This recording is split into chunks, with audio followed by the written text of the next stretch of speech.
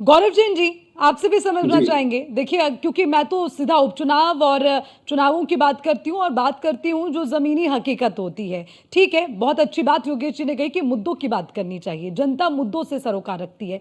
लेकिन ये तो सवाल दोनों ही दल के लिए या विपक्षी दलों के लिए भी उठते हैं कि अगर योगी जी ने नारा लगाया तो आप उसकी तुकबंदी करने में जुट गए। आज एक और नारा हमने देखा, जिसका मैंने जिक्र भी किया पहले, वो 1200 के सिलेंडर का जिक्र किया। 1200 का सिलेंडर अब एक रहेंगे, जुटेंगे तो 400 में मिलेगा। मैं तो बस ये कह रही हूँ कि अब नारों से सीधे प्रलोभन देने की यहाँ पर मतलब कवायद शुरू हो गई है, या फिर काट ढूंढी जा रही है उस नारे की जो सुपरहिट हो गया। और सुपरहिट हम नहीं कह रहे हैं, हरियाणा में भी आपने देखा, महाराष्ट्र में भी उसकी चर्चा हुई, अब उपचुनाव में भी कुछ ऐसे ही। तो मैं तो वो तस्वीर साफ करना चाहती हूँ विपक्ष के माध्यम से।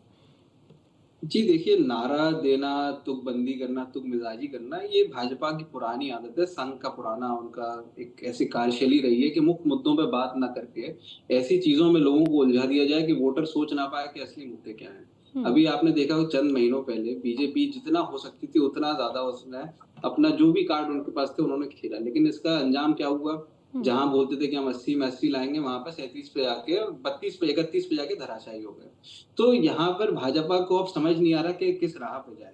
उसे नहीं आ रहा कि पहले जब वो बात करती थी कि हम 1 ट्रिलियन इकोनॉमी की बात करेंगे, इतने जॉब्स बनाएँगे उसकी बात करेंगे, या एक बेहतर इंफ्रास्ट्रक्चर देंगे उसकी बात करेंगे, वो सारे जो उनके मुद्दे हैं वो फेल हो गए। इसलिए वो वापस से ग्राउंड तो ज़ीरो पर भाजपा आकर ने तो उनको उसके लिए लग रहा है अपने एक कि इसके मास्टर अलावा स्ट्रोक बना दिया ना गौरव जैन जी।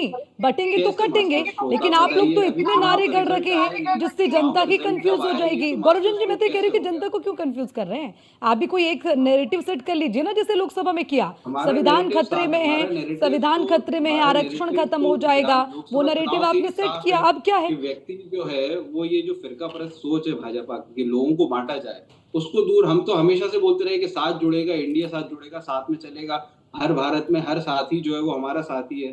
भाजपा ही है जो बोलती है कि काटो, बाँटो, छाँटो, जो भी भाजपा करती है। हम तो हमेशा से सबको साथ लेके चलने की बात करते हैं। और यही बात है, आप समझिए 7 साल के बाद भी अगर किसी मुख्यमंत्री को ऐसे नारों का चुनाव जीतने के लिए, तो बहुत ही दुर्भाग्यपूर्ण है। या तो मुख्यमंत्री को खुद अपनी कार्यशैली पे भरोसा नहीं है, या अपने जो कार्यकर्ता हैं उन पे भरोसा नहीं है कि वो मुख्य मुद्दों को छोड़कर इन कटेंगे, छटेंगे, फटेंगे इन चीज़ों पे बात कर रहे हैं। तो सीधी-सीधी बात है कि उनके जितने भी कार्ड थे वो फेल हो गए हैं, और ये आखिरी कार्ड जो है जिसको वो हज़ार बार अपना चुके हैं उस पैंतरे को, और उस पैंतरे को भी फिर चलेंगे तो फिर हारेंगे।